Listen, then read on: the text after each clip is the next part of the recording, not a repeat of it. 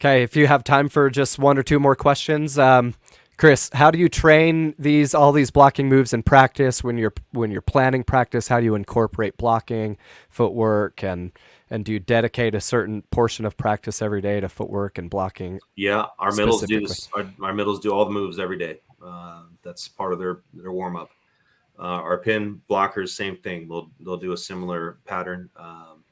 And then we're blessed to have enough people and players and practice players to come in and do some scout team stuff. So if we know that we're facing a back row attack, like Keegan said, that we have to block, we might have a little bit more practice of that two-step shuffle move, but we're doing it more in a live circumstance than a static one. But definitely at the younger levels, just get them used to the footwork pattern. And then the next step after that is connecting to the eye work. And, this is where I really want coaches to think about not coaching from a box. I know a lot of people love to do it, but there's so much coordination that happens between the eyes and the feet.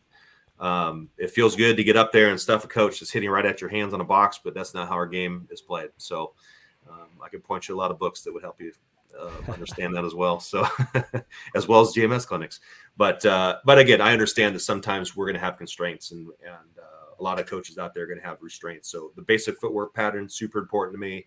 After that, you got to level up based on how your level is being ran. Like Keegan said, the 13s and 14s out there, you probably a lot of time serving and attacking and passing. And then, going up from there, we're going to spend more time or at least more film time on talking about your block move. And sometimes we find, not sometimes, a lot of times we find if we point it out in film, they'll fix it on their own the next practice without too much nudging from us.